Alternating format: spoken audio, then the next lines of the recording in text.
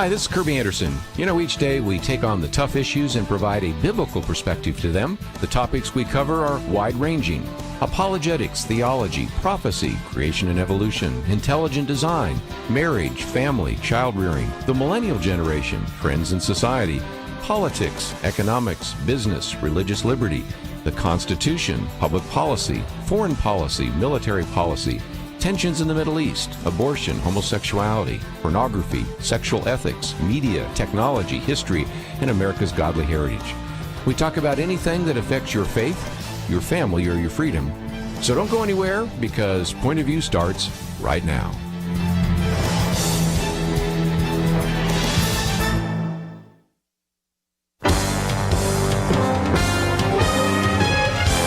Across America, live.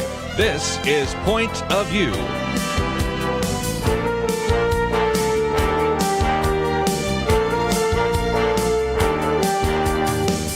And now, Kerby Anderson. Thank you for joining me today. It is the weekend edition, and Penna Dexter is with us, as always. And we also have with us today Jeremy Dice, Special Counsel for Litigation and Communication with First Liberty. And I think you're going to really appreciate some of the articles we've posted.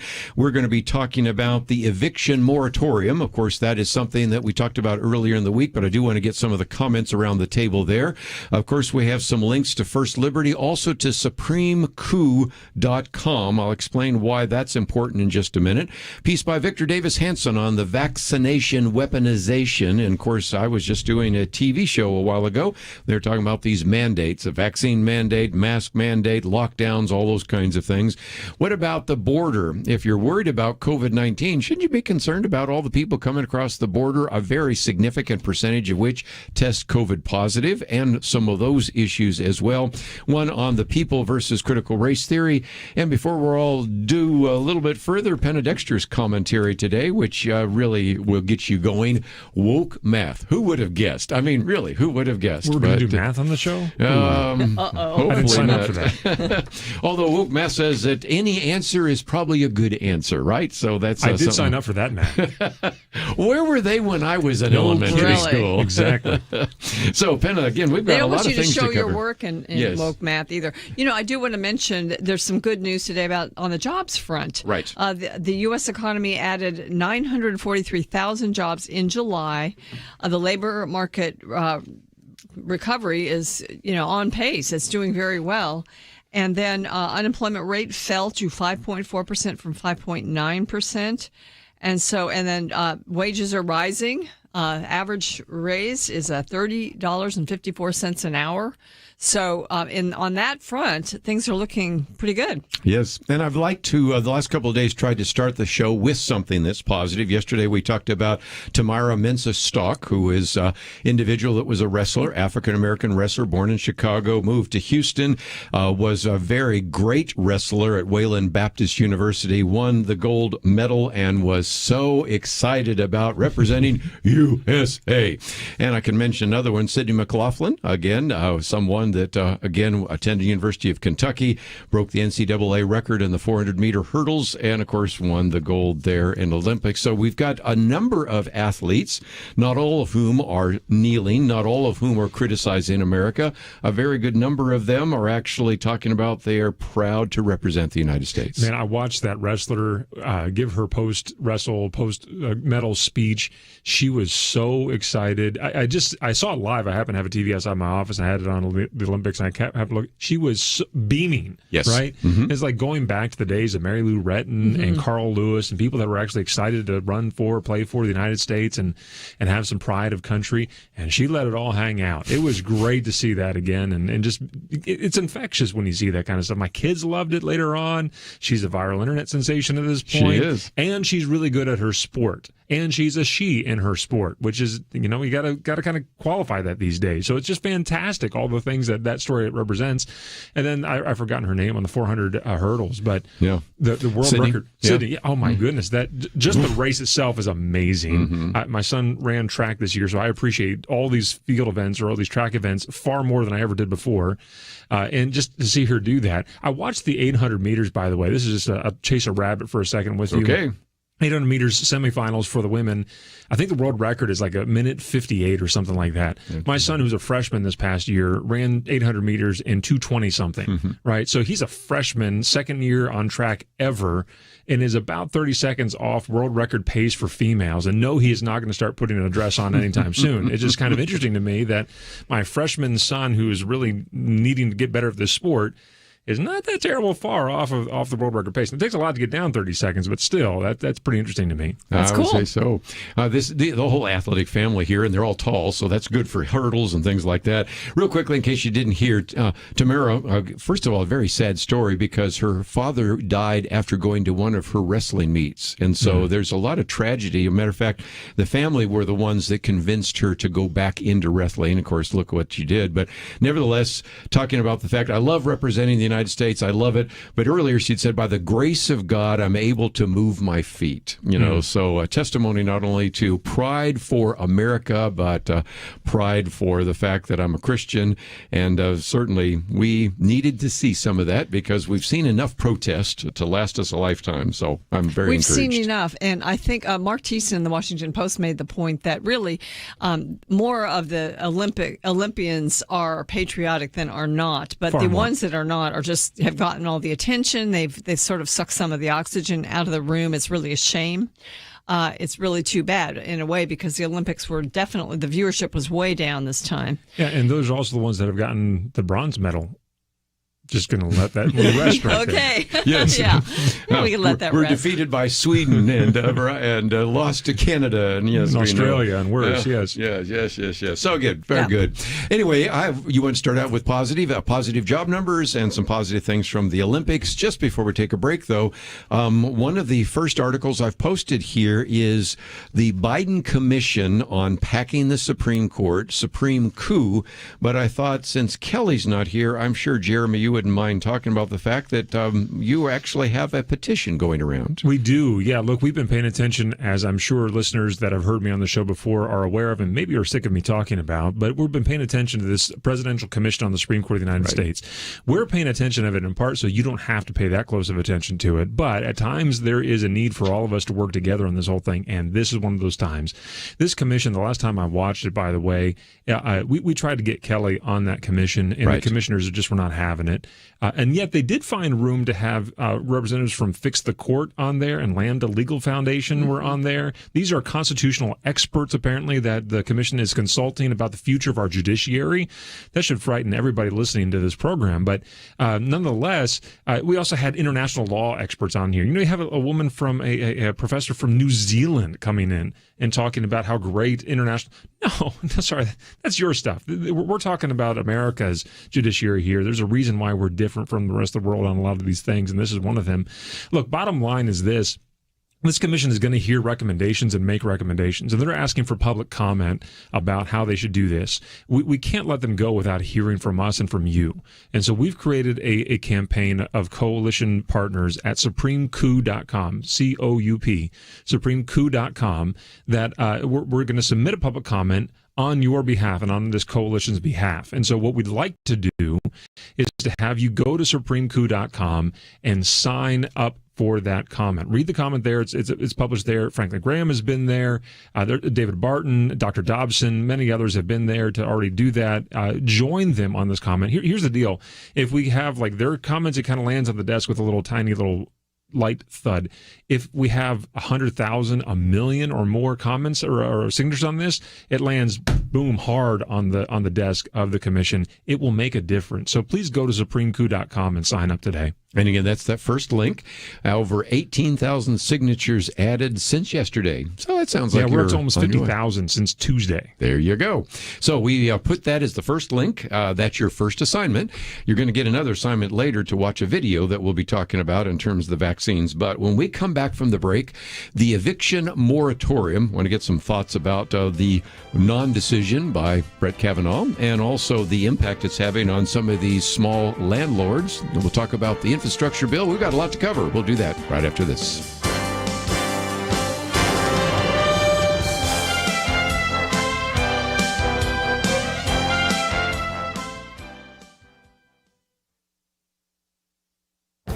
This is Viewpoints with Kerby Anderson. You know, if the younger generation wants to know the keys to success, they need to follow the success sequence published by Bradford Wilcox and Wendy Wang. They say that the millennial generation is more likely to flourish financially if they follow the success sequence. They say you need to get at least a high school degree, work full-time, and marry before having any children, in that order. Their recent study at the American Enterprise Institute has the title, The Millennial Success Sequence, Marriage, Kids, and the Success Sequence Among Young Adults. They persuasively argue that if millennials follow this success sequence, they will have a 97% chance of not being poor by the time they reach their young adult years. In fact, 86% of those studied had family incomes in the middle class or above. Their study reminded me of another study posted by William Galston. Many years ago, he found that in order to avoid being poor, you must do three things. First, graduate from high school. Second, wait until age 20 to have children. And 3, wait until getting married to have children. He has found that young people who follow these rules have a 92% chance of staying above the poverty line. By contrast, a young person who breaks just one of these rules has a 79% chance of being below the poverty line. In a more recent op-ed, William Galston, who served in the Clinton administration, made it even simpler. Want to know the best poverty cure? Get married. Single parenthood hurts all children, and black children bear the greatest brunt of the harm. All of these different studies come to the same conclusion. Marriage is important, and the keys to success are to follow what is now being called the success sequence. I'm Kerby Anderson, and that's my point of view. For a free copy of Kerby's booklet, A Biblical View on Anti-Semitism, go to viewpoints.info/anti-Semitism. Viewpoints.info/anti-Semitism.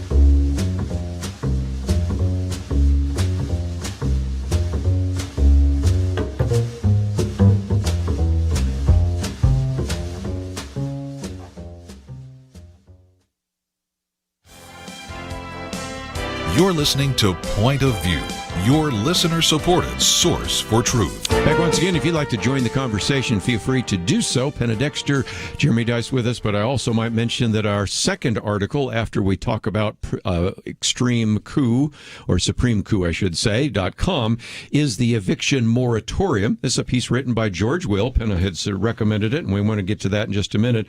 But before we talk about the logical implications of extending the moratorium, can we back up a little bit? And Jeremy, can you give us some of the, if you will, legislative history? Because the courts, not only the lower court, the D.C. court, but the Supreme Court basically said you don't have a right, Centers for Disease Control, to implement a moratorium. Well, let's go more basic than that and back to that little pesky oath that the president takes when he's on the west steps of the United States Capitol in that whatever day in January.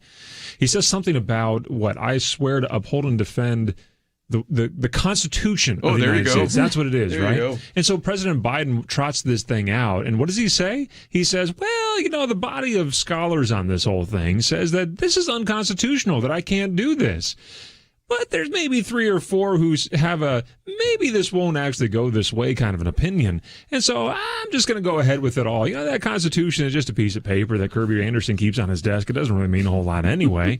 I mean, it's absolutely ridiculous that he's admitting that this is probably and most likely it is unconstitutional for the CDC, who has no lawmaking authority whatsoever. They have regulation providing authority, but that's it. They can only act under the charter that Congress gives them. And this is way off the reservation from where I'm not allowed to say that. This is way away from what they're allowed to work on these days. And so for Congress to pass a law, that's one thing. For the CDC to come and say, thou shalt do whatever, and have it have the full weight and authority of law is like Exhibit 6095 as to why the administrative state is destroying freedom in our country today. Good point. And so what happened here, and I don't know the full history, maybe you know more about this than I do, Kirby, but there was some legislation passed by Congress, I think, in the last year. Yeah, March of 2020. Okay, so it allowed this during the right pandemic. away, right off the bat. Right. Yeah. We don't know what's going to happen here. Let's not kick people out of their homes. All right, fine.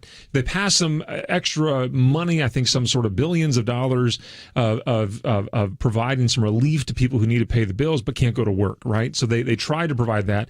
That money is hung up somewhere. I think I remember $46 billion or something like that is out there, but only like $3 billion of it has made it actually outside of Washington, D.C. at this point, which is insane. Just, again, 393 reasons why the bureaucratic state is destroying the United States and our freedom right now. So the money has not even gotten to the people it's intended to go to and to help out. So all these false promises of wanting to help you, Nancy Pelosi and others have made, Chuck Schumer, didn't happen, won't happen. It's not what they mean to do. They're just simply trying to retain their own power at your expense.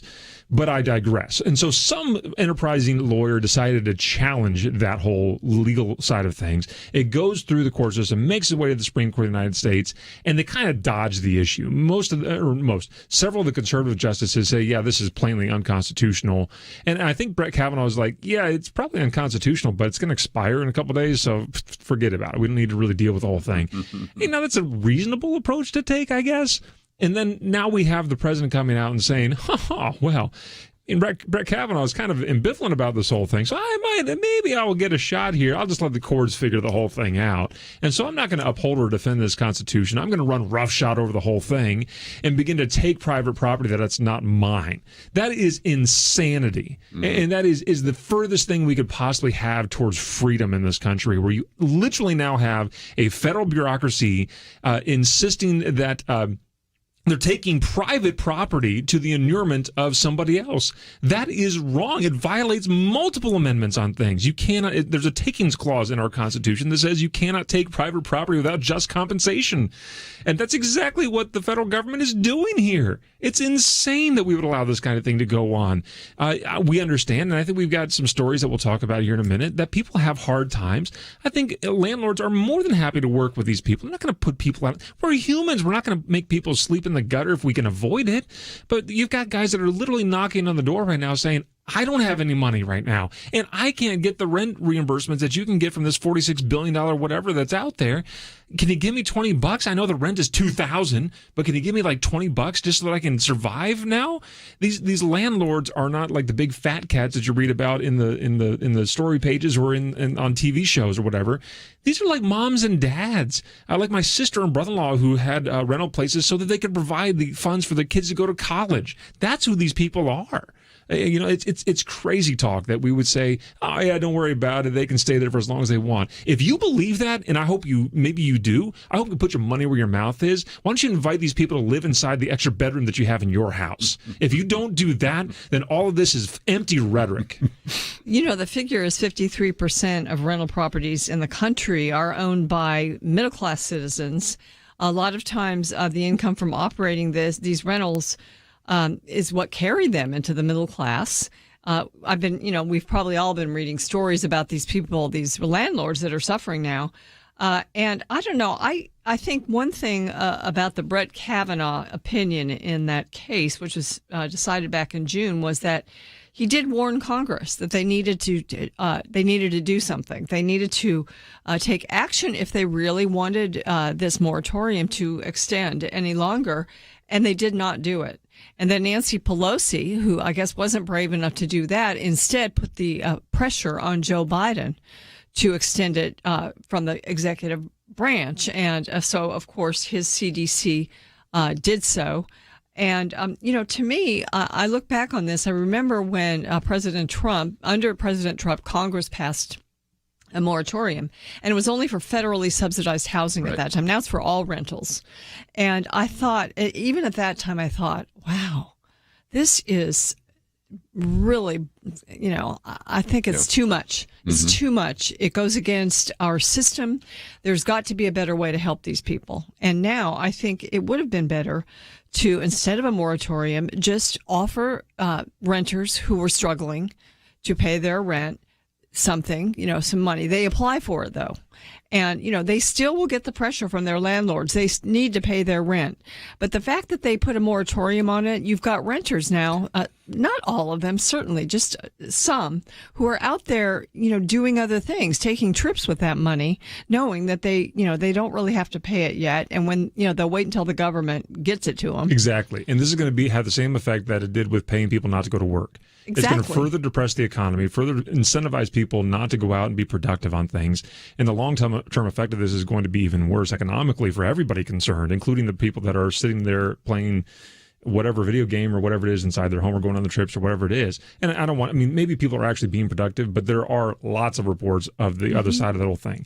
At the end of the day, though, I think that the president has poked the bear of the Supreme Court with this one. I think if you look at the entire oeuvre of the Supreme Court, if you look at the entire body of the Supreme Court, they're not going to avoid this thing for long. They're going to work this thing out, and they're going to work it out to the detriment, I think, of the federal government, which is, I'm just here cheering for it. They need to make a clear, I think, pronouncement on the authority of the government in this particular situation. Exactly. Let's, if we can, get some of your phone calls since the calls are coming in. Might as well pick those up.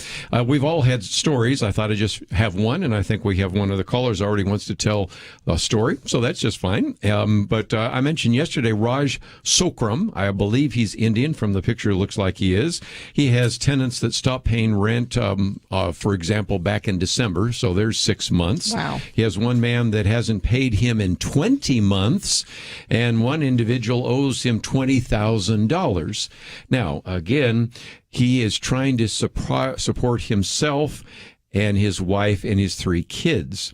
And so because he doesn't have the money coming in, but he still has to pay for the electrical bill, and he has to pay for the water bill and the utilities, and he still has to pay the taxes, he's had to take out loans, and he's had to work as a handyman, which is probably good because one of the individuals that has not paid him rent, her hot water heater blew up.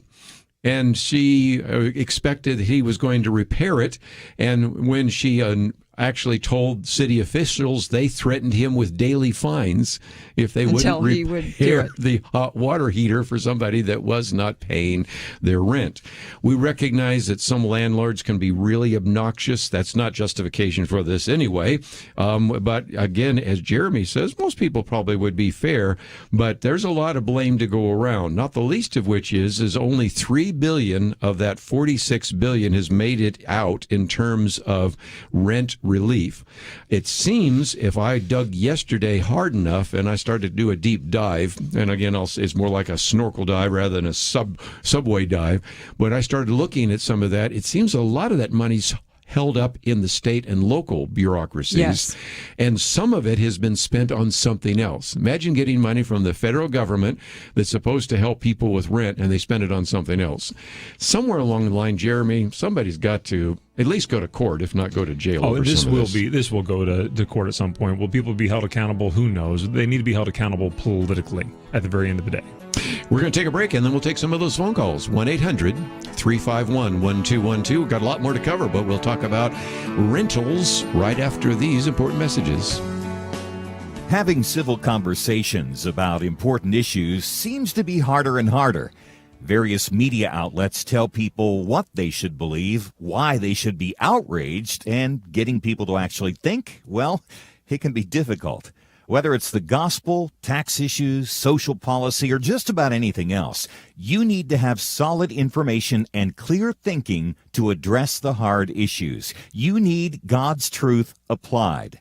And that's what you get in less than 2 minutes with Point of View's Viewpoints Commentary, a daily resource to help you be informed and think through the things we need to be talking about. It is free and will arrive in your inbox each day when you visit pointofview.net/sign up. Sometimes we know we should say something, but we're silent because we're not quite sure what to say. Viewpoints Commentary can help you break the silence and change the narrative. It can make you a more equipped agent for truth. Get your free subscription to the Viewpoints Commentary at pointofview.net/signup. pointofview.net/signup. Point of View will continue after this.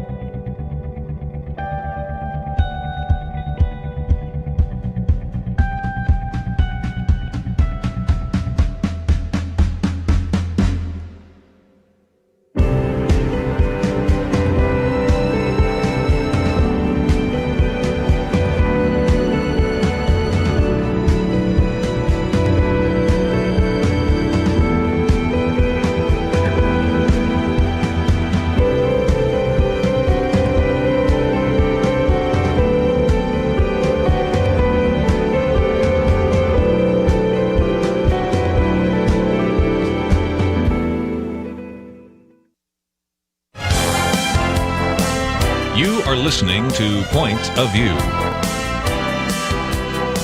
The opinions expressed on Point of View do not necessarily reflect the views of the management or staff of this station. And now, here again, is Kerby Anderson. Back once again, if you'd like to join the conversation, that number is 1-800-351-1212. Second article we've posted today, that comes from George Will in the Washington Post about the eviction moratorium. I gave you a couple stories. Well, actually, I could give you many more from National Review and some of the other stories, but let's take some phone calls and get your thoughts. So if you'd like to join us, maybe you have a thought about rentals and the evictions, the moratorium, and all this that happened with the pandemic and the lockdown. So we'll go first to Georgia, WLPE. And Fran, thank you for joining us today. Hi. I'm a renter. I have a wonderful landlady. She has 2 little girls. She takes care of me, and I pay my rent. You run these little businesses out of business, and they'll be taken over by absentee landlords who promise you the moon and do nothing. I think that's a good point. That's a good point. You know, and Penna, you mentioned something just a minute ago, and I was surprised when I looked at the realtors that are right now, what you are talking about is about half of the landlords are just mom and pop operations. And just imagine if you're in a situation where maybe you had a home, you put your elderly parents in, say, a nursing home or assisted care, and you decide to keep that and use the rental property to maybe help pay for the assisted living. Or as Jeremy was talking about just a minute ago, maybe you get some rental property and you hope that that income can eventually fund your kids' college. But what if you then have some institution where you can't seem to ever get anybody to answer the phone, and you've got a very different kind of situation? Well, look, it's like President Biden thinks that we're back in feudal England, and you've got the lord and the lady sitting in the castle on the feudal land, and they're renting out little scraps of their property that these people have to pay in homage to their lord and lady in order for the privilege of living on their property. That ain't the system of America. That isn't it. That isn't what we started this country with. It is not the case. If you've entered into a private contract to pay money in exchange for living somewhere, you have a responsibility to meet your end of that contract. And this is very basic contract law. And if you violate that side of it all, so if you cross those arrows in you're representing that you will pay this, and in exchange for that, the landlord will let you stay in his property and take care of various other things, right? If you decide, you know what, I've decided to put that money back in my pocket, or just simply not do it or whatever, the solution to that is to say, okay, go live somewhere else. Go find another place that is cheaper for you to live, or check into a state park with a tent if you have to. And look, I'm not saying you should do all this stuff, and I'm not saying it's even right, but that's the agreement that you entered into. And furthermore, if you have a religious conviction that you follow, almost all the Judeo-Christian ethoses will tell you, you now have a moral responsibility once you've entered that contract to meet the terms of that contract or renegotiate them. What you may not do is simply say, I don't want to do this anymore, and live there anyway. That doesn't work. You can't do that. So let's test the president's logic on this. I pay a mortgage in my house, right? So I own my, quote, own my property. I own a percentage of my property. The bank owns the rest of it all, and I pay the bank to be able to live there every day. If I decide, I'm not going to pay the mortgage anymore, what would they do? They're going to evict me. They're going to foreclose on me, which is the equivalent of eviction. They're going to say, we're calling the loan on this, and so you either got to pay the rest of the money that you owe us, or you've got to get out of the property, and we're going to sell the property so that we can get our money back. And I would be with my family out on the street looking for a place to live. Why isn't the president saying that we can't be foreclosed against right now? Why is it only rental properties that cannot be evicted against? Please don't let him say that either. Yeah, I don't want to tempt fate by saying that. Yeah, you're giving him an idea. Go ahead. You know, it's just right now, it's the landlords that carry all the responsibility, all the risk, and so the renters don't have any right now. Some are doing the right thing and still paying. Some are doing it at great cost to themselves if they've been hurt by the pandemic. Some weren't hurt by the pandemic, but they're still not paying, and which is a bad disincentive in a sense that's taken place here. But I will mention one other part of this, and that is if you are a landlord, you get the calls for like the broken water heater, right? Or whatever is happening that needs to be fixed. You get those calls. And I think it was one of the articles you posted from National Review, Kerby, that said, so landlords were frustrated because they have people that are still paying them. and they're doing the right thing, and they need their, something fixed. And he's totally flat broken out of money and can't afford to actually take the care of his existing paying renters because so many are not paying him. So that's another part of the responsibility of the landlord.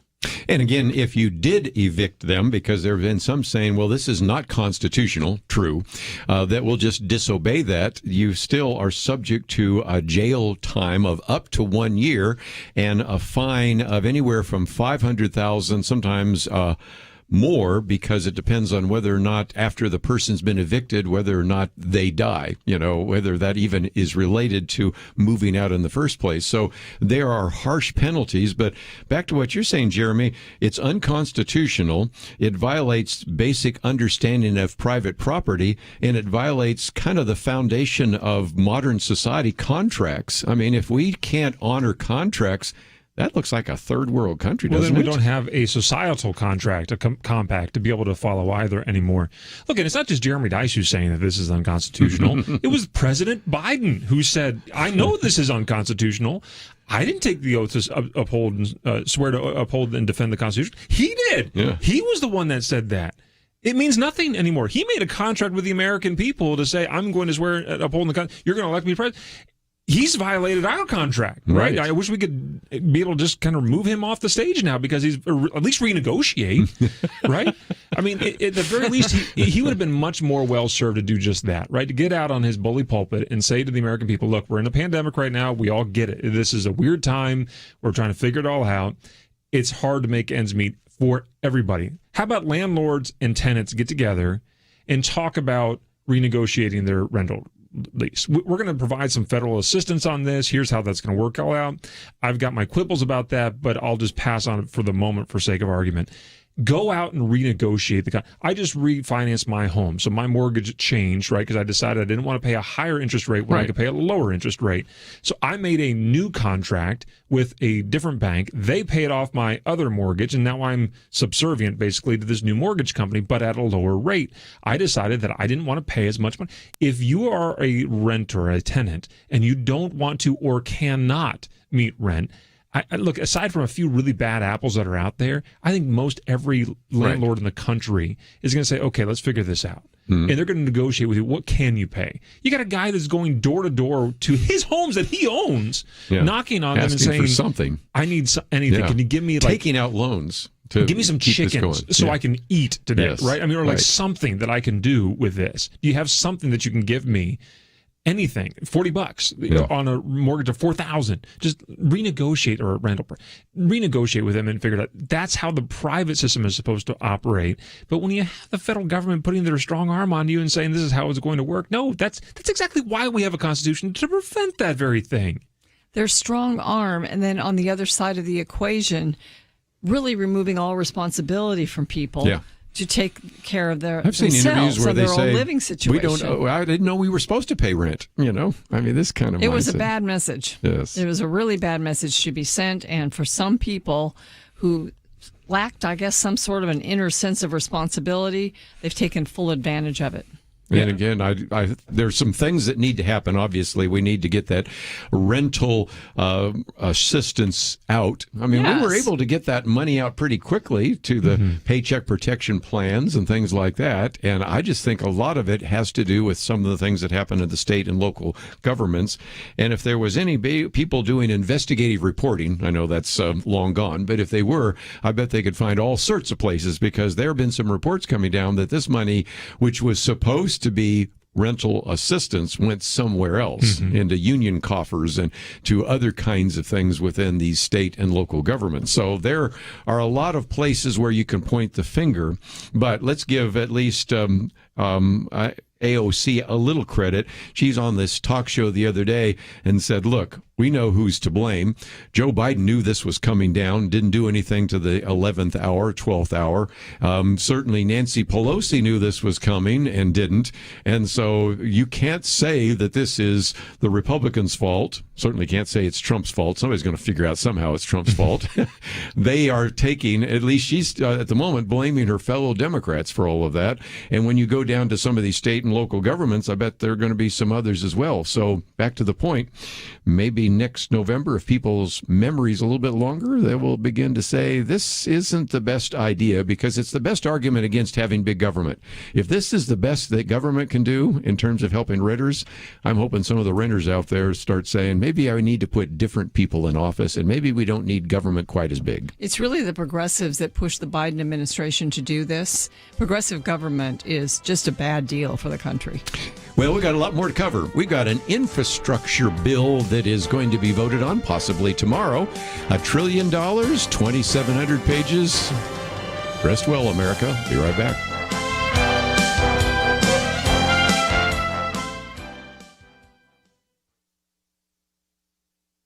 Wall Street Journal columnist William McGurn writes, if the land of woke has a capital, it's San Francisco. But, he writes, the city has now become ground zero for a revolt by unwoke moms and dads. An effort to recall 3 San Francisco school board members is well on its way to getting enough signatures to force the issue onto a ballot. 69% of parents surveyed support the effort. Even in near-socialist San Francisco, regular Americans are standing up to officials who have renamed 44 schools because of the alleged complicity in oppression and racism of leaders they're named for. Among them, Abraham Lincoln and Dianne Feinstein.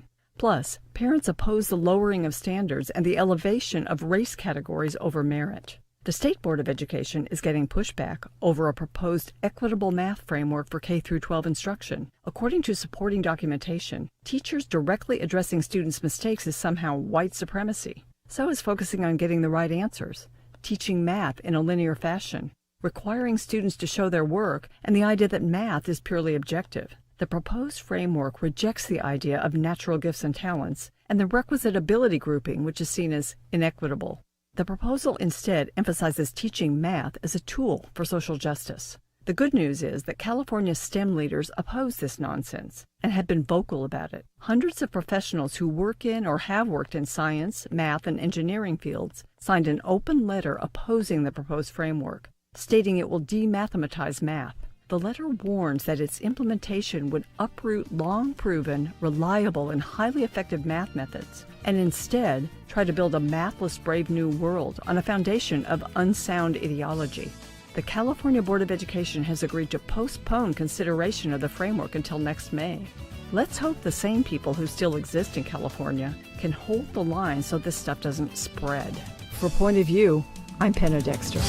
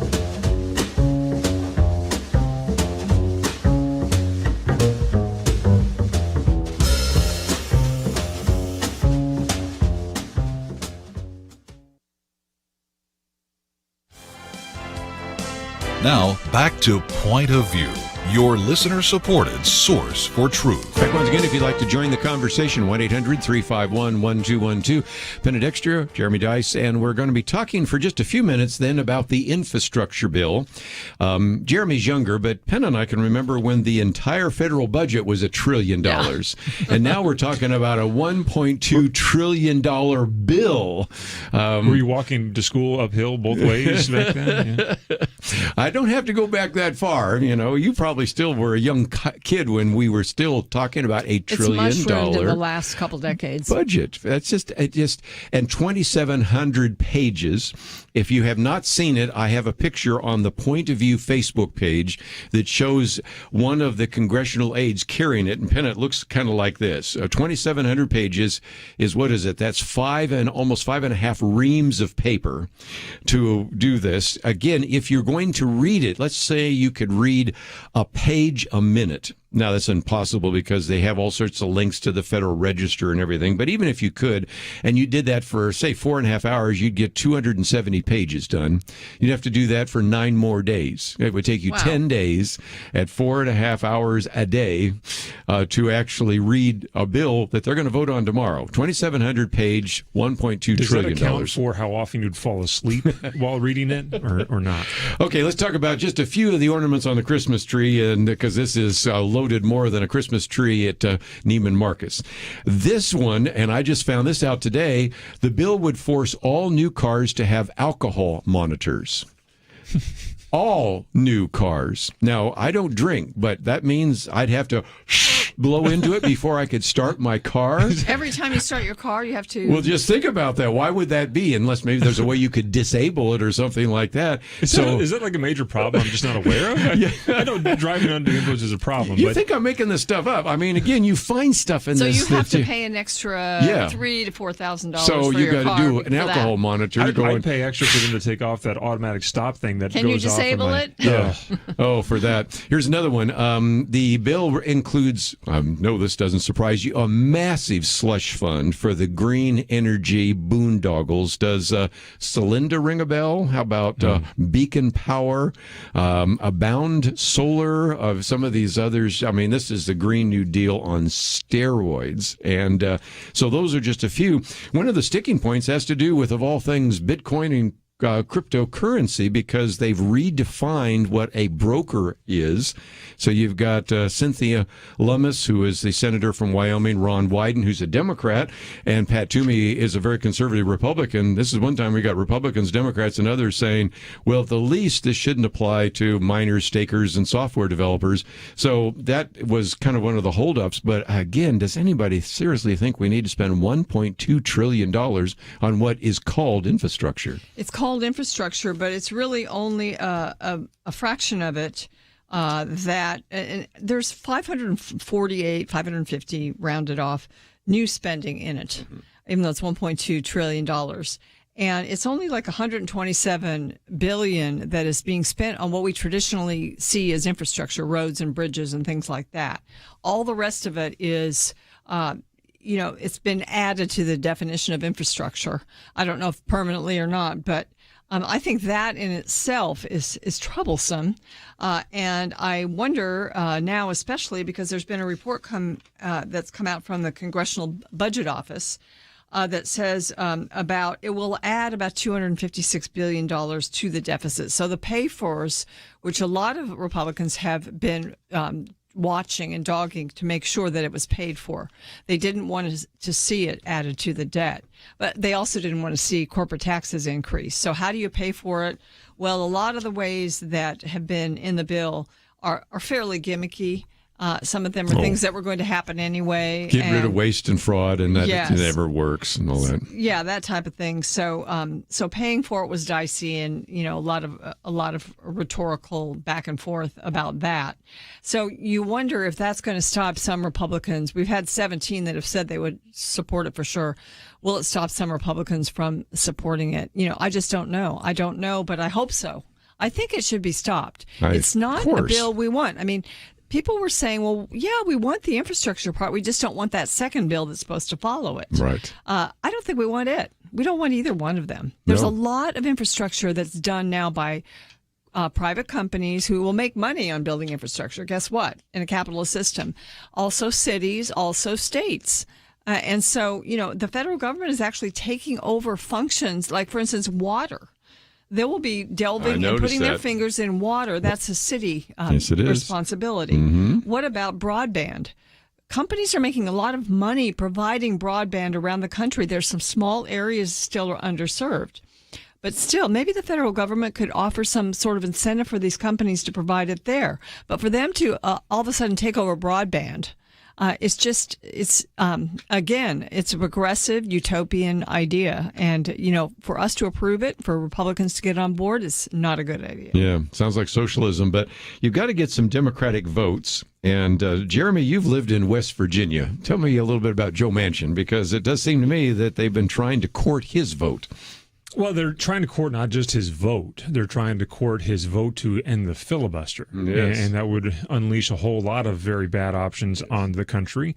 And so Joe is married to a fine lady named Gail Manchin. And Gail and Joe are a political power couple, which is no surprise, as senators, as a senator and his wife and former governor and first lady of the state of West Virginia. She's very popular in the state, very, very popular. She headed the education department in the state of West Virginia for a period of time, headed up the humanities governmental nonprofit thing. They're kind of taking care of what they call the Culture Center in West Virginia, which is a lovely museums, kind of the equivalent of the, not even equivalent, but it's a historic museum of the state of West Virginia. Very nice, but also the things that go around that to kind of carry forward the West Virginia culture there.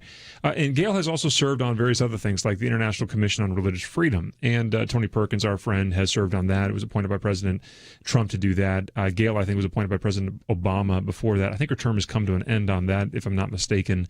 And I really don't know how she did on that. I didn't really pay close attention to what she was doing on that unless I had to.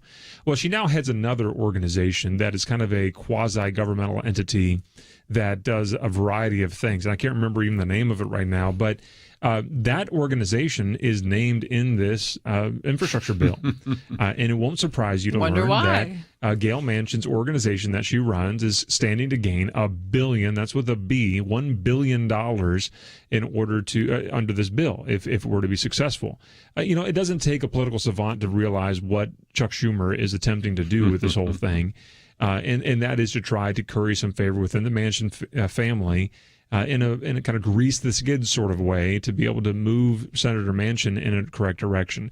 This bill, and this is just one more example of how riddled with pork this thing is. And West Virginians know pork better than anybody else because Senator Byrd was once the senator. Yeah. So, it is very clearly something to motivate not only Senator Manchin. I think if we look closely enough, we'd probably find pork in Arizona as well, and in Montana for Senator Tester. And so there's probably a lot of different payouts, if you will, politically for these within this legislation.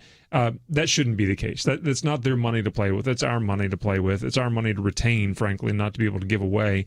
If we need to fix up bridges and overpasses and roads, sewer systems, fine. I think I get that. And frankly, that's the legitimate use of government to be able to do that.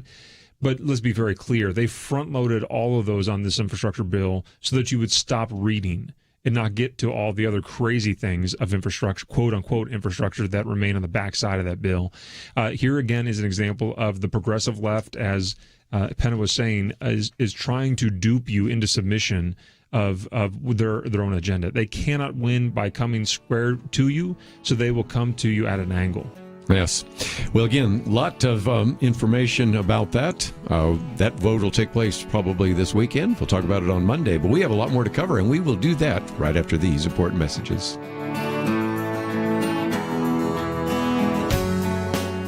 We live in a digital generation. Point of View is reaching this often overly plugged-in generation with truth.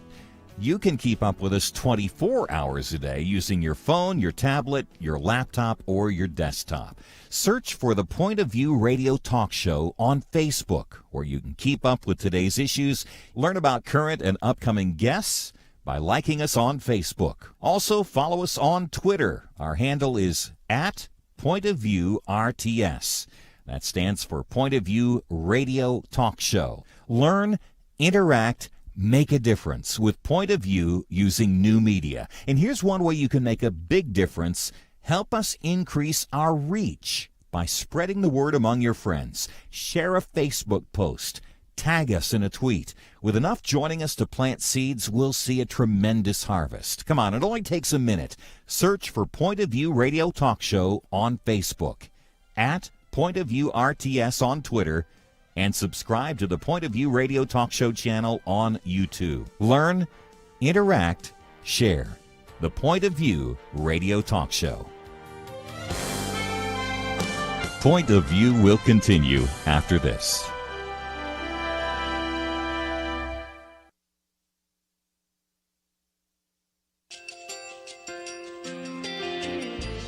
I just want to thank you so much for all the wonderful programming you have. You're just absolutely fantastic. I recently started listening to Point of View, and I really found it interesting because of the different subjects you cover. Thank you for that. I really appreciate everything that you do in keeping us informed. Thank you, Kerby, for everything that you have been doing. I appreciate all the work that you're doing, advocating for the Word of God. Thank you so much. Point of View, I think, is absolutely necessary because it's a Christian perspective, a biblical worldview perspective, and receive very current, up-to-date information about what is really going on, week to week in our culture, which is changing so rapidly, and yet it's morally sliding backwards. Yeah, first of all, I thank you guys. Y'all's program is wonderful, and enjoy it every day. I learn so much every time I listen to it. Point of View Radio Talk Show.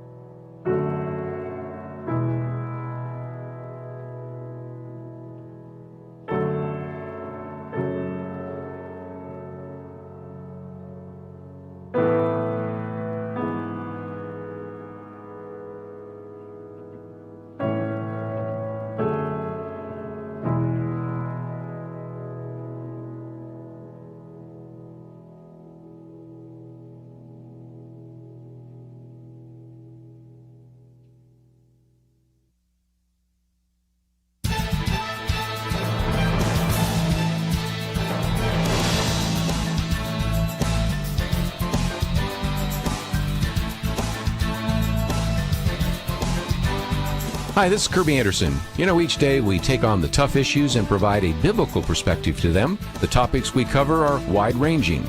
Apologetics, theology, prophecy, creation and evolution, intelligent design, marriage, family, child-rearing, the millennial generation, trends in society, politics, economics, business, religious liberty, the Constitution, public policy, foreign policy, military policy, tensions in the Middle East, abortion, homosexuality, pornography, sexual ethics, media, technology, history, and America's godly heritage. We talk about anything that affects your faith, your family, or your freedom.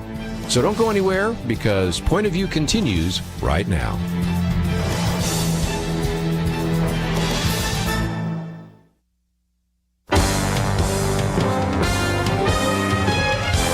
Across America, live.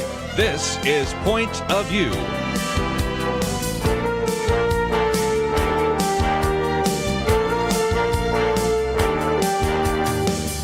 And now, Kerby Anderson. Thank you for joining me today. It is the second hour here of Point of View. Penna, Dexter with me, and Jeremy had to step out for just a minute. He has some material he has to do with First Liberty. He'll join us shortly, which gives me a chance to focus, first of all, on Penna Dexter's commentary today, which also relates to the last article we've posted, The People versus Critical Race Theory. But let's take one at a time.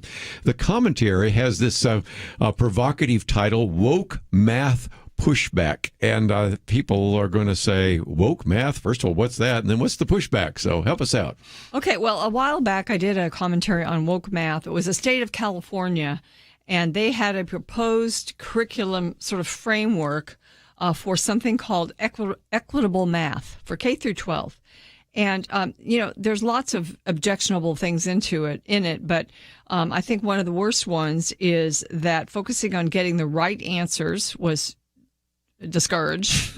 Teaching math in a linear fashion, requiring students to show their work, and really considering math to be purely objective. Those are all bad things in this curriculum. And then, so if teachers directly address students' mistakes, that's called white supremacy. So it's very woke. So that was put out there to be voted on. And it's very interesting because even in San Francisco, of all places, a lot of the parents got wind of this, and they have been pushing back on it. They are now recalling they're actually voting whether or not they'll recall 3 San Francisco school board members who are supporting this thing. Wow. It's well on its way to getting the signatures it needs. So not only the governor, they're working on signatures to get him recalled, but also school board members in San Francisco. 69% of parents supported that effort. So I think the point I wanted to make is also the point that's made in an article that you posted, the People versus Critical Race Theory, because parents are getting wise to all this woke stuff in the schools. And so it's good to see that. Now, another part of what's happening in California, and I think we pick on California, but we do it because what happens in education, very often it's what's happening in California and Texas. Those 2 states are the biggest states. And so book publishers, curriculum writers, all kinds of educational corporations and institutions will cater to those 2 states. So if California's got a wacky idea, it could spread very easily. Chances are it will.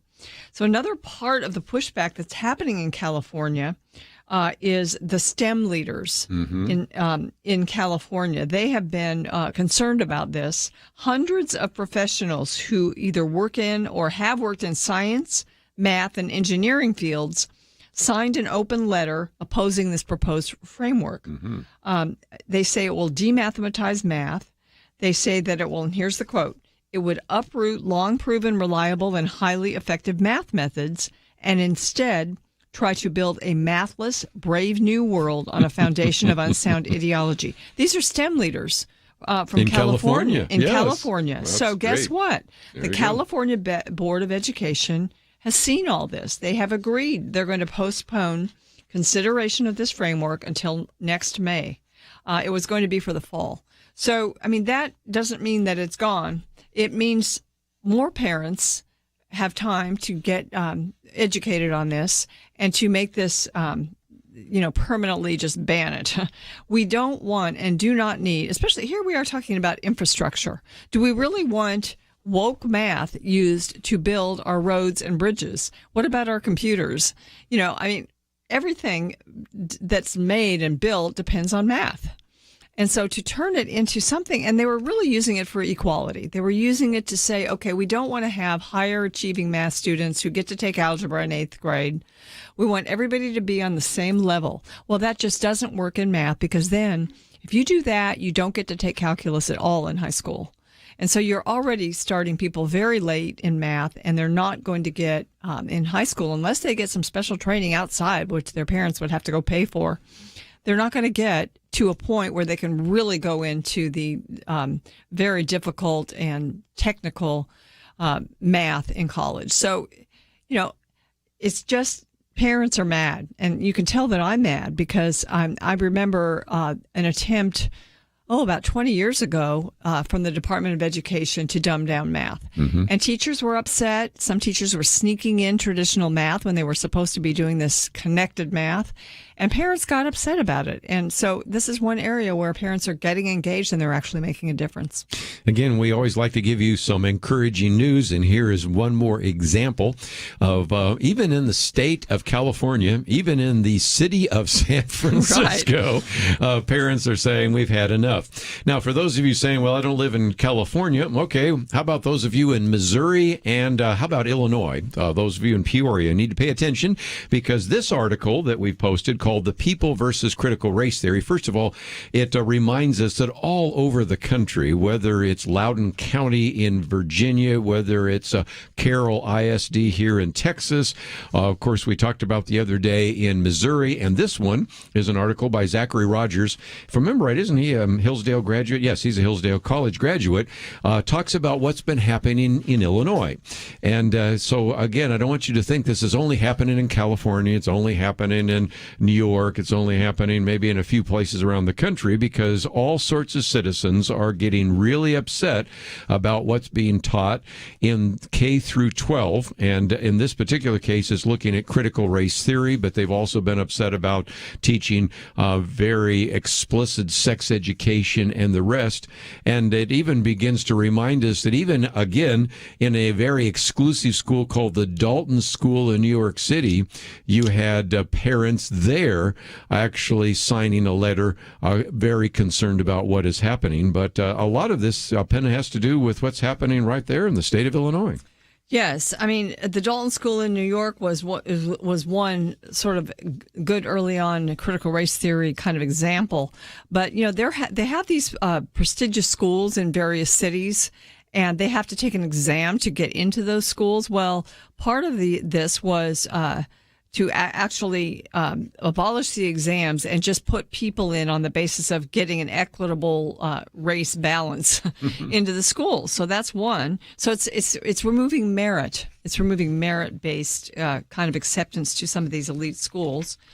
And then regulations that kind of follow on to something called culturally responsive teaching standards. Yep. And these, instead of having a correct way to do something, there would be, you'd have to acknowledge that some of those correct ways might be oppressive. Yeah, might lead to oppression. Might lead to oppression. So you have social justice becomes such a huge factor in the ways you teach. And there's another amendment mandating that teachers adopt a narrow political ideology that includes a view of American history and society and law that most citizens reject. And certainly this is based on the 1619 Project curriculum that we've been talking about. So all of this, I mean, there's just a lot. And there was a survey done of 800 Illinois residents about it, saying that some of this critical race theory taking place in Illinois is just not... The parents are having none of it. So we're going to probably see the pushback there. We'll continue talking about that right after these important messages.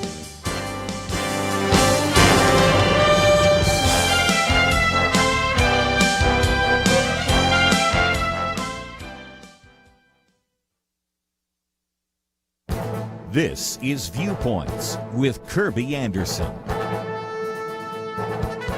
You know, if the younger generation wants to know the keys to success, they need to follow the success sequence published by Bradford Wilcox and Wendy Wang. They say that the millennial generation is more likely to flourish financially if they follow the success sequence. They say you need to get at least a high school degree, work full-time, and marry before having any children, in that order. Their recent study at the American Enterprise Institute has the title, The Millennial Success Sequence, Marriage, Kids, and the Success Sequence Among Young Adults. They persuasively argue that if millennials follow this success sequence, they will have a 97% chance of not being poor by the time they reach their young adult years. In fact, 86% of those studied had family incomes in the middle class or above. Their study reminded me of another study posted by William Galston. Many years ago, he found that in order to avoid being poor, you must do three things. First, graduate from high school. Second, wait until age 20 to have children. And three, wait until getting married to have children. He has found that young people who follow these rules have a 92% chance of staying above the poverty line. By contrast, a young person who breaks just one of these rules has a 79% chance of being below the poverty line. In a more recent op-ed, William Galston, who served in the Clinton administration, made it even simpler. Want to know the best poverty cure? Get married. Single parenthood hurts all children, and black children bear the greatest brunt of the harm. All of these different studies come to the same conclusion. Marriage is important, and the keys to success are to follow what is now being called the success sequence. I'm Kerby Anderson, and that's my point of view. For a free copy of Kerby's booklet, A Biblical View on Anti-Semitism, go to viewpoints.info/anti-Semitism. Viewpoints.info/anti-Semitism.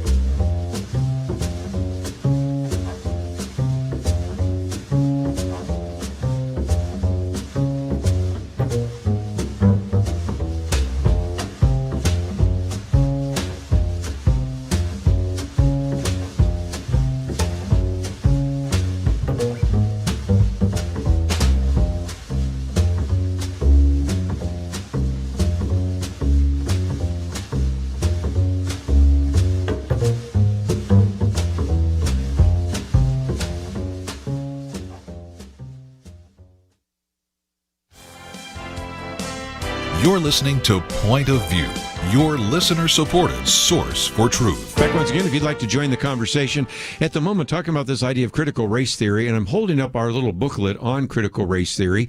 Those of you that are donors may have already received it in the mail, but if you're not a donor and like to get a copy, you certainly can ask for it.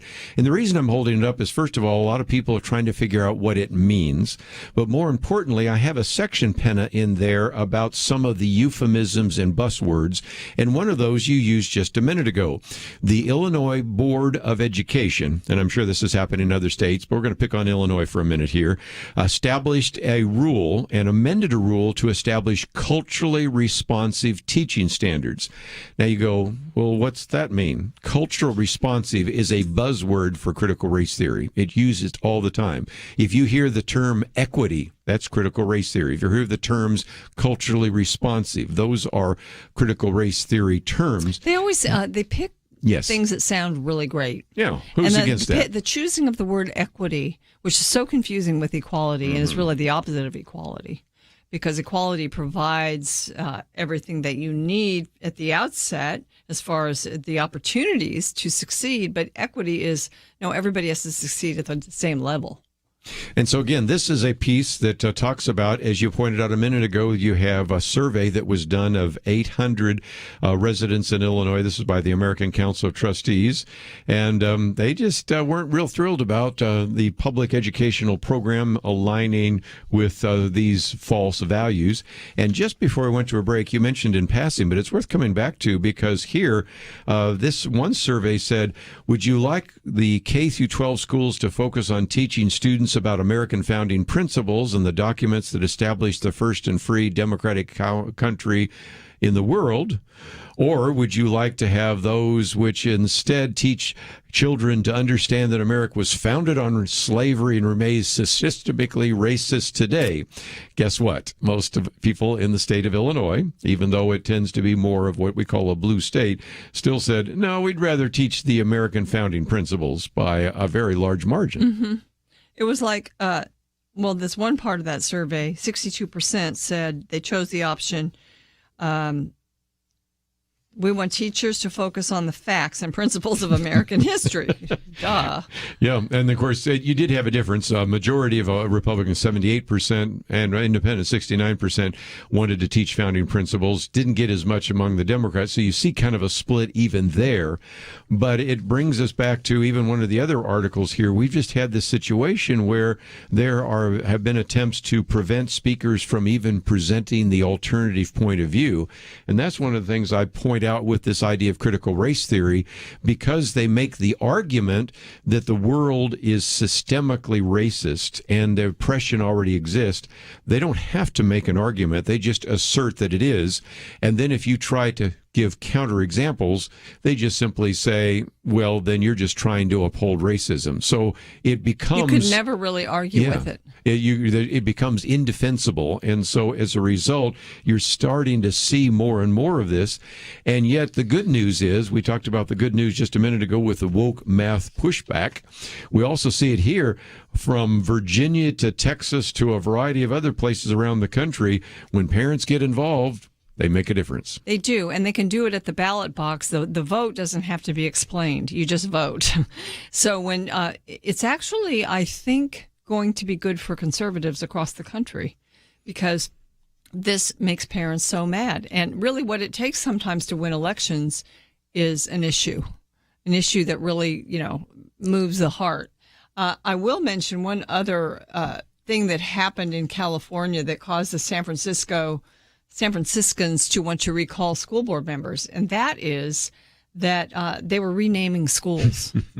They renamed 44 schools in San Francisco, and it was schools. Some of them were people that had owned slaves. Others were people like Abraham Lincoln, because he didn't do enough, for equality. And Dianne Feinstein, who's the sitting senator right now, and, pretty much to the left, I guess not far enough left for many progressives. But they changed all the schools' names, which I don't think parents really like very much. They're not really thinking about what sin that the namesake of the school might have committed in their lives, or what their lifestyle might have been that we don't agree with now. And I think when you look at people that have owned slaves, we ought to make the point now that in early America, slavery was not seen as a really great thing that we needed to base our country on. It was something that existed. It was so entrenched in the culture. And so it did take time, a war, the Civil Rights Act of 1964, all of these different things to make improvements in the area of racial relations. And there's still improvements to be made. We're a country that recognizes our problems and we work on them. But to go back and all of a sudden blame the country, label the country as racist because of how it was at our founding, or what institutions existed at our founding, is simply very, very destructive. And it's a way to then throw out the system and build a new one. And that's really the goal. This whole idea of renaming, I'd love to get some people's comments. So let's open up the phones, because you've had some people saying that at the rate this is going, every sports team is going to have to be a color and every school is going to have to be a number. I'll use a good example of number. My wife grew up and went to this elementary school, and it was located at a place called Whiskey Hill. And there was no way that the Mennonites there were going to call it Whiskey Hill. So that elementary school to this day is called 91. And again, if you're going to say even people like Dianne Feinstein can't be named, you're not going to find enough, if you will, woke progressives out there. We're pretty just going to say, okay, that's school 57, that's school 91, that's school 53. And the same thing with these sports teams. Just the other day, you had the Cleveland Indians. Now they're the Cleveland Guardians. We'll see how long that lasts. The Washington Redskins, well, that's just the Washington football team. And pretty soon, they're just all going to be the Washington Reds or the Washington Blues or the Washington Browns or the Cleveland. Well, I couldn't do the Cleveland Browns because that's already a football team. I mean, you, and even the colors might be racist. And once you set down this road of starting to pull it down any statue and change every name, you have to ask the question, where does it end? And I think maybe it ends with numbers and colors, because I don't think anybody else is going to stand the test. I think colors are probably going to go away very quickly. So yeah, it's just ridiculous. It's become absurd and ridiculous. And I mean, just to bring up First Liberty, they had the First Liberty Live yesterday. They had Michael Knowles on his book. And it was called Speechless. But he talked a lot about political correctness and how it started. And, that's what we're really dealing with, political correctness on double, triple steroids now. It's just, if you let it have its way, it just keeps going. By the way, we hopefully will get Michael Knowles on. He's been on before. And when I got the book, which I ordered specially, it's about 300 pages.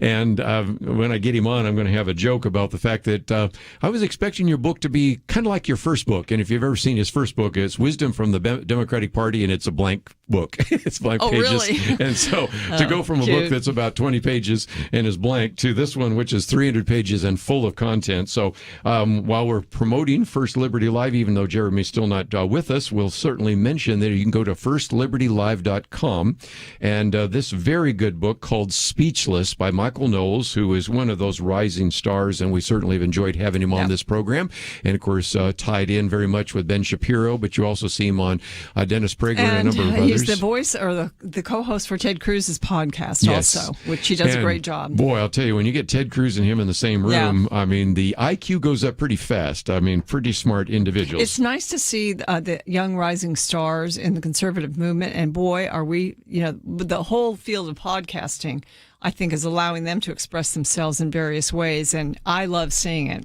Yes, and Michael knows, proving once again that a Yale degree does not have to be intellectually incapacitating. Yeah, you proved that. He is first. certainly amazing and brings a lot to the table for his young age. And so for those of you wondering about the future, don't forget, we are going to be doing pretty soon another one of our Millennial Roundtables. So Chelsea will be sitting here, and Jonathan Teague and a variety of others. So those are some great resources.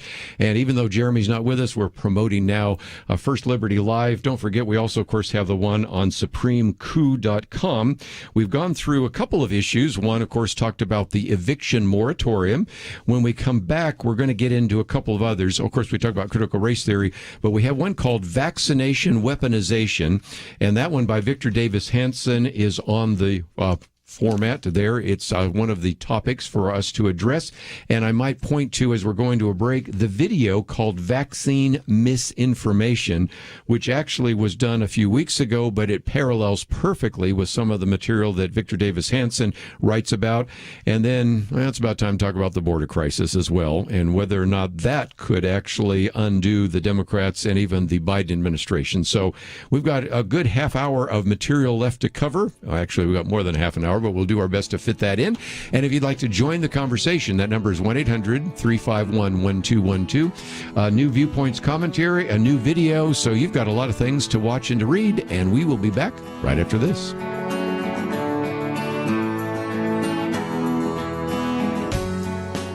Having civil conversations about important issues seems to be harder and harder.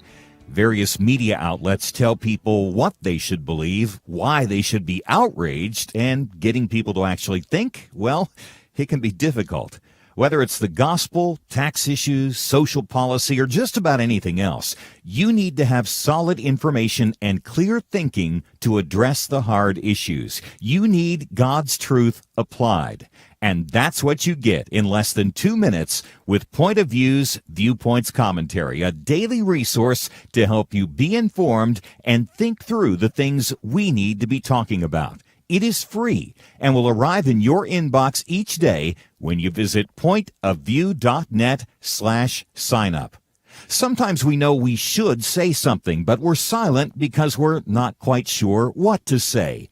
Viewpoints Commentary can help you break the silence and change the narrative. It can make you a more equipped agent for truth. Get your free subscription to the Viewpoints Commentary at pointofview.net/signup. pointofview.net/signup. Point of View will continue after this.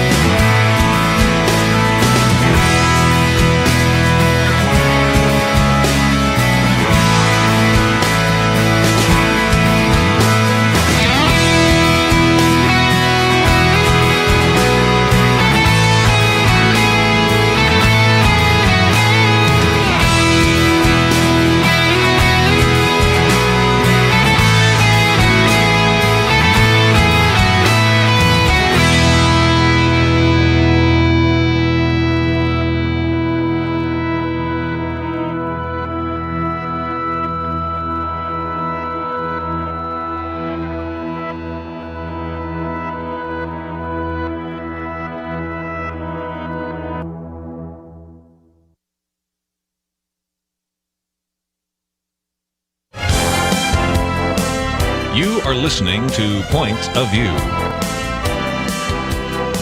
The opinions expressed on Point of View do not necessarily reflect the views of the management or staff of this station. And now, here again is Kerby Anderson. Fun Laugh Hour. If you'd like to join our conversation, that number is 1-800-351-1212.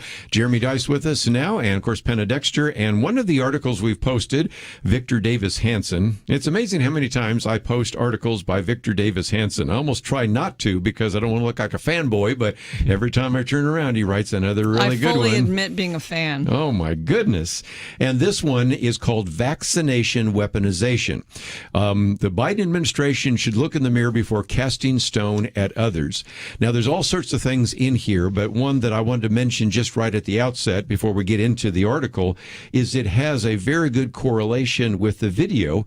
Karen actually posted that, and I think Steve identified that a week or two ago. We actually did on this program try to address what is oftentimes misinformation. And there's a lot. The president saying the other day that if you actually get the vaccine, you'll never get the virus. Wrong. But one of the others is that people have said the reason we have any kind of vaccination or vaccine hesitation is due to all these Trump supporters. And as we pointed out then, if you look at the surveys, 61% of the people that are hesitant about getting the vaccine are not Trump supporters, but they're not even Republicans. They're Democrats or independents. And then if you go deeper into that, you see that there are other particular groups, the African Americans and others that are. And then this piece on the third page also helps us answer a question, because last week, as you know, Penna, I was in Alabama and Mississippi, and one of the things we hear is, well, we have a number of individuals that are not being vaccinated in southern states like Alabama and Mississippi. And of course, in this piece, Victor Davis Hanson points out, well, that was due because of low vaccination rates of African Americans in those states. So they attempt to keep saying, if it weren't for these Trump supporters, people would get vaccinated, is wrong at its outset. And of course, we also point out that it really was, and we placed a very good clip that people could watch of candidate Kamala Harris and candidate Joe Biden. They forget about Kamala Harris's debate performance in the VP debate, where she said she wouldn't get a Trump vaccine. Does she think her words don't have any effect on the people that support her? And then we've had some people doing fact checks saying, well, no, they were just concerned about the rollout of the vaccine. No, that's not true. So this is a good example of read widely. Just because somebody says it doesn't mean it's true. If the mainstream press says it, check it out, because there are just a lot of facts that need to be checked.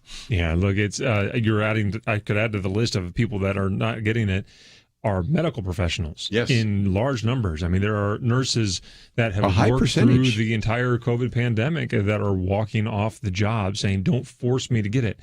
I'm not going to say don't get the virus. I am going to say don't go get the virus. That one I will say. I'm not going to say don't go get the vaccine. I mean, if you want to get the vaccine, by all means, it seems like it's reasonable. My family has it in different parts of my family has it. Some do, some don't. The vaccine. I've got friends that are on both sides of this issue. I am completely agnostic on this entire thing. So feel free to go get the vaccine, and tell them that I didn't send you. But if you want to get it, that's fine. But we've lost the ability here to reason and argue with each other. Very true. And that's very disappointing. And it starts at the very high levels, right? The politicians right now can only resort to polite name calling for not getting the vaccine, right? They're not saying you're wrong and here's why you're wrong. They're saying you're wrong and here's why you're immoral for not doing it, right? And that's, or maybe it's less than that. It's here's you're wrong and here's the ad hominem reasons as why you're wrong. I'm going to attack you personally for why you're not getting this whole thing. There needs to be a reasoned debate here. And I think what this is just demonstrating to all of us is, we've lost the ability to figure that out. So we haven't been taught it well. Our schools have failed us in this regard. And we have failed it to some degree on our own for not learning how to reason and debate with one another. But beyond that, we've also lost a significant amount of trust within our government. And it doesn't matter what side of the aisle you're on this. If President Trump were in place right now, the left would be all over the place screaming about getting this Trump vaccine. If President Biden's in there, you've got people on the right and the left that are saying, hey, no, I don't want this whole thing. We need information. The government hasn't given us data on all this. And until we have more data, whether that's through long-term studies, which are going to be limited by time to get, there's going to be a lot of people that are left unpersuaded that the risk is worth the reward is worth the risk on these things. Right now, that's on the tilting axis of things. Is it worth it? I don't know. I know of a family very close to me. One is vaccinated, and he got it. Wife is not vaccinated. She got it. They're both recovering about the same time. And you can bring to me 6,000 more examples of the same thing, right? Or the opposite side of that. So we're talking past each other on all of this. Let's just simply socially distantly hug each other and say, it's okay. We love that we're going to get through this whole mess. There's I read the Washington Post because I feel like I need to, read something that's more coming from a leftist perspective. And Mark Thiessen is one of the conservatives that writes there. Oh, yes. And he wrote a piece, I think it came out yesterday, Stop Harassing the Unvaccinated. And he gave a lot of reasons for doing that. He's a person, he was vaccinated and he thinks that you should be vaccinated, but he doesn't think, he thinks that the unvaccinated have lots of good reasons not to. And that their reasons should be respected, and it's just in a sense it's rare common sense. Not only the government, I think, but the media. The media also is jumping on to this attack mode, where you're bad if you disagree, and here's what you are now, and I'm going to call you this name. Mm-hmm. And that's what we're seeing in this country. And so, in a sense, then we don't get all the information that way. We need all the information. We need as much information as we can get, and we also need to be able to. Maybe we don't understand why a person would or would not get the vaccine or do something else, but we need to be able to respect that. And now there's of course a lot coming out about mandating vaccines. Or maybe not the government necessarily doing it, but companies mandating it for their workers. Mm-hmm. And, the military is now mandating it? Yes, and the military. So, companies, it's one thing. They really do have the freedom to do what they want to do. But, they may lose a lot of good workers that way. And right now, that's one of the commodities in short supply. We certainly want to respect private employers for their ability to require such things. I'd like them to make rational decisions.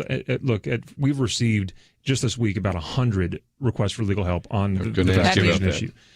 Please stop calling me. There's a lot. There's only so many we can take. I can imagine you are. Somebody I talked to is working remotely. They have no plans of going back to the office at any time. There's no procedure for when they will come back or how they will do that. And they don't have daily or even regular interactions with anybody, clients or staff. And yet the company said, you're going to get the vaccine or you will be fired.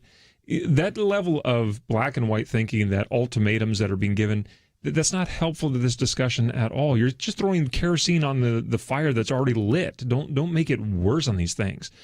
For those of you who are wondering, I'll give you the kind of the rule of thumb, and then there's more discussion to be had about this. So this is not intended as legal advice. You should not take it as legal advice. You should consult a local attorney that is competent in this area and in your jurisdiction. But the rule of thumb is basically, look, if the company is providing a medical exemption or a medical accommodation for this vaccine requirement, then they're going to have a difficult time asserting or preventing a religious accommodation or exemption as well.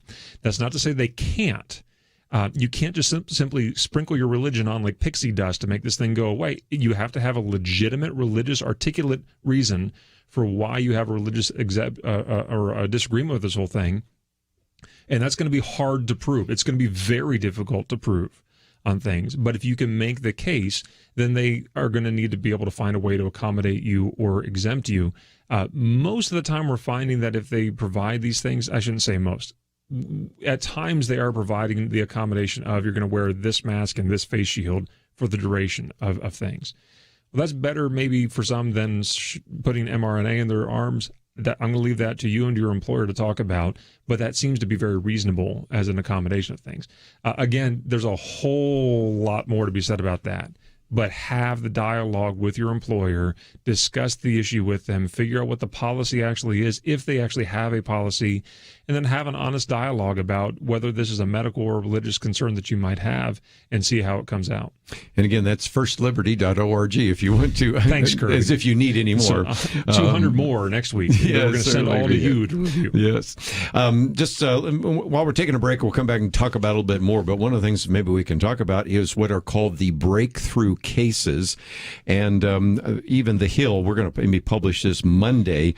We have at least 15 states right now that are actually not posting what happens through the so-called breakthrough cases. People that have the vaccine that nevertheless got the virus. And one of the most arresting things that came out of this piece by Victor Davis Hanson is the other day when we were talking about all those individuals in Provincetown, Massachusetts that actually had the virus illness after having the vaccine that was attributed to the annual gay pride celebration. It wasn't a church. It had to have been a church gathering. It wasn't a church gathering? So it was a super spreader event at a gay pride event. And you read about that in our piece. We'll talk more about it right after this.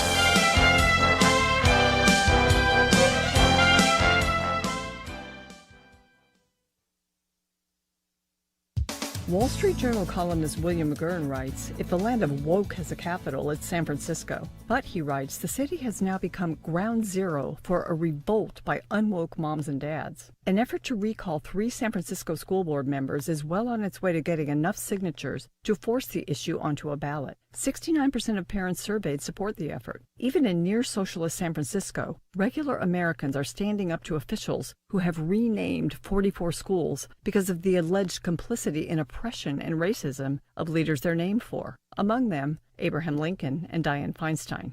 Plus, parents oppose the lowering of standards and the elevation of race categories over merit. The State Board of Education is getting pushback over a proposed equitable math framework for K-12 instruction. According to supporting documentation, teachers directly addressing students' mistakes is somehow white supremacy. So is focusing on getting the right answers, teaching math in a linear fashion, requiring students to show their work, and the idea that math is purely objective. The proposed framework rejects the idea of natural gifts and talents and the requisite ability grouping, which is seen as inequitable. The proposal instead emphasizes teaching math as a tool for social justice. The good news is that California's STEM leaders oppose this nonsense and have been vocal about it. Hundreds of professionals who work in or have worked in science, math, and engineering fields signed an open letter opposing the proposed framework, stating it will demathematize math. The letter warns that its implementation would uproot long-proven, reliable, and highly effective math methods, and instead try to build a mathless, brave new world on a foundation of unsound ideology. The California Board of Education has agreed to postpone consideration of the framework until next May. Let's hope the same people who still exist in California can hold the line so this stuff doesn't spread.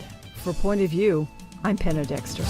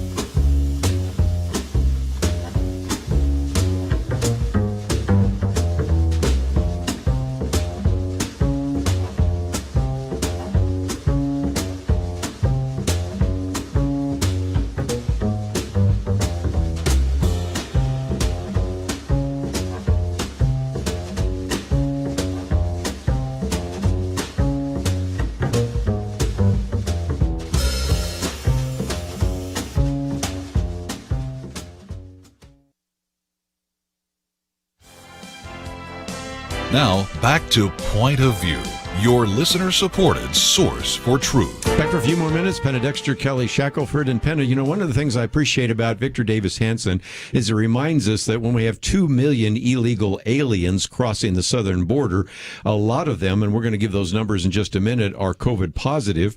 But as I said just a minute ago before we took a break, Provincetown, Massachusetts, we heard all about that being a super spreader event, but nobody ever talked about the fact, at least in the mainstream press, that it was a gay pride event. Yeah, so Provincetown had 0 COVID infections before the summer. And then people started coming in. There were 60,000 extra people that came into Provincetown. And Provincetown, over the years has been sort of a gay mecca. Yes. So, of course, it was in June. It was gay pride. And all of a sudden you had a lot of people getting COVID. It was 75% of the people that got it were vaccinated. So that started everybody wondering, doubting the vaccine, number one. Why should we get it? And, get going crazy again with, all kinds of, draconian COVID restrictions. We need to bring it all back. We need to lock everything down again. It was very irresponsible of the media to just, because I remember reading Massachusetts, not even mentioning Provincetown for a few days, and then Provincetown, but not making the explanation that these were gay pride events.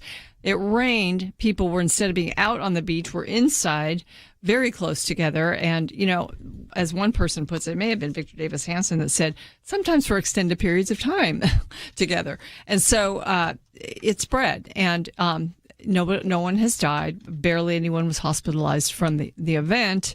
But it was very irresponsible that this was not fully reported, that all the information was not given, because it caused, again, panic and fear. But I think that's something that our administration and the left really likes, because it gives them control. We're going to sound like we're going to whine for a second, but I think it's fair to do this because, I spent 6 months last year or more advising churches, representing churches, sending letters on behalf of churches, filing lawsuits on behalf of churches that were constantly targeted by governors and mayors and city councilmen, county commissioners, by senators and congressmen who lambasted them for how irresponsible they were being, and they were super spreading this and super spreading that. They were dragged through the mud for all these things in horrible ways, just terrible ways. And we can't even be honest about this issue, only because it's your team. I truly believe what I'm about to say. I think if the shoe were on the other foot, and this was the First Baptist of Provincetown, we would be quick to say, hey, this was an event at a church, and here's how you need to start protecting yourself, and blah, blah, blah. I don't mind that this group had to get together. I don't agree, obviously, with their choice of lifestyle, and that's okay. We can have those. I think we can still have those disagreements here in this country. But at least be intellectually honest, and don't. There's a phrase that I'm trying to figure out a different way to say, but it has something to do with rain in a boot. Don't do that to me and expect me to feel sympathetic to you. That's right. And I think you got it across very well. Thank you. While we're talking about super spreader events, Penna, Dexter, we have been going kind of back and forth, and I need to correct that, because when I was first talking about what's happened in McAllen, Texas, and I mentioned that yesterday, just imagine if you're the mayor of McAllen, Texas, and that's in the South Texas area. The mayor is Javier Villarobos, and he's got 1,500 people that tested positive for COVID, these migrants, 1,500, and they've had over 7,000 migrants that have been released in the town historically since the last couple of months, I guess it is, that have been tested positive. Just imagine if you're in February, 7,000 since February, 1,500 in the last week. Yeah, 1,500 in the last week, and this one doesn't have the number, but Gary Bauer does have the number, so I appreciate the fact that he's got that there. But, here's a good example about the fact that we just are just inundating these small towns with all these COVID-positive people, and then we're putting them on buses, and we're putting them on airplanes and sending them all over the country.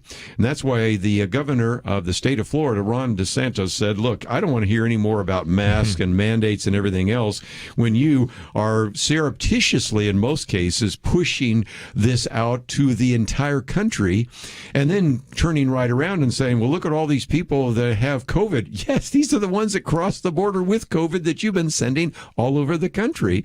And, of course, the ground zero has been places like Laredo, Texas, and McAllen, Texas, because that's where a lot of the crossing is taking place. And just imagine what that's doing to these small towns. Sort of a way to pull together some of the things we've talked about today. I don't remember who said this. I think I read it last night that, we were worried about infrastructure and what do we call infrastructure and what do we not call infrastructure, but we're ignoring the most important piece of infrastructure, the border wall. If we had that, we'd have a lot better time keeping the COVID out, keeping the people close at hand while they await their hearings or whatever, and not sending them out to communities all over the country with COVID-19, spreading it. Yeah, well, again, this gets to how badly we have failed to argue correctly here, right? Because it's not for their team if they say what you just said, right? If they come out and say, yeah, we need to stop people from crossing the border until we can get a COVID test, whatever, which was the policy under the Trump administration. Yes. They've actually had to quietly go back to that policy all of a sudden because they said it was broken before, but now all of a sudden it's perfectly fine. And who knows? Again, we've become so tribal on these issues that I'm going to score points for President Biden here. in all the consequences be, you know what? I'm not going to look at them because it doesn't score points for my team on these things. No, we want freedom. We want to be able to live lives. And how do we best do that? Look, if Donald Trump is housing kids literally in a cage, get him out of the cage. Mm-hmm. I'm for it. 100%. Let's go. But don't make it all up. And then when your administration does the exact same thing, don't come and say you've come up with a new and improved expansive cage for them to sit in, and it's not really a cage; it's really a hotel with iron surrounds. I mean, come on, don't kind of insult my intelligence here. That's the proper way to put the phrase. Yeah, right. Either way, don't do that to me. I know what's happening here, and stop your political games. Let's get the problem fixed. This is a pandemic we can't kick down the road. Right. Let's work together to resolve it. My favorite line is that of all the diseases that ever struck mankind, the only one we've ever eliminated, smallpox. And even the Black Death, the bacillus of the Black Death that killed all those people, it still breaks out every once in a while. Amazing? Well, now you've done it. Yeah, so I mean, we're going to have to live with that's the reality. But I know we're heading towards a weekend, and I don't want to give assignments over the weekend because teachers did that and I hated it, but I'm going to suggest it. First of all, Penna Dexter's commentary today is called Viewpoints Commentary. If you haven't signed up to receive it, if you sign up today, you'll get it tomorrow because it comes out on Saturday. Woke Math Pushback. Number 2, we have the video that was posted, the vaccine misinformation. And we have a couple of things that we wanted you to do. And the first of those is to go to supremecoup.com. It's the first article, so you don't even have to remember how to pronounce or spell coup, or coop, as it was said in the previous administration. And, of course, there was also, I think, a really great set of interviews on First Liberty Live with Michael Knowles. Yes, it was very good. It was on his new book, Speechless. So, again, those are some topics that we have there. And you would certainly like to see a few more signatures on that petition, wouldn't you? Absolutely. Look, and it won't take much of your time. Just go to supremecoup.com. There's a pop-up that comes right up. Just click on the link. It'll take you to fill in your name and I think your email address or a few little bits of information we need to have to be able to send this thing to the commission. But just go in there and then go recruit your friends on it too, because the more people that get behind this whole thing, the louder the thud on the desk of the Presidential Commission on the Supreme Court to let them know that you are actually watching. You need to show them that. Again, next week, you don't want to miss any program. Ken Ham, Fernando Ortega. It's just going to be a great week of all sorts of individuals. We have a thank you to Andrew and to Steve. Have a great weekend, and we'll see you right back here on Monday on Point of View. Having civil conversations about important issues seems to be harder and harder. Various media outlets tell people what they should believe, why they should be outraged, and getting people to actually think, well, it can be difficult. Whether it's the gospel, tax issues, social policy, or just about anything else, you need to have solid information and clear thinking to address the hard issues. You need God's truth applied. And that's what you get in less than 2 minutes with Point of View's Viewpoints Commentary, a daily resource to help you be informed and think through the things we need to be talking about. It is free and will arrive in your inbox each day when you visit pointofview.net/signup. Sometimes we know we should say something, but we're silent because we're not quite sure what to say. Viewpoints Commentary can help you break the silence and change the narrative. It can make you a more equipped agent for truth. Get your free subscription to the Viewpoints Commentary at pointofview.net/signup. Pointofview.net/signup. Point of View is produced by Point of View Ministries.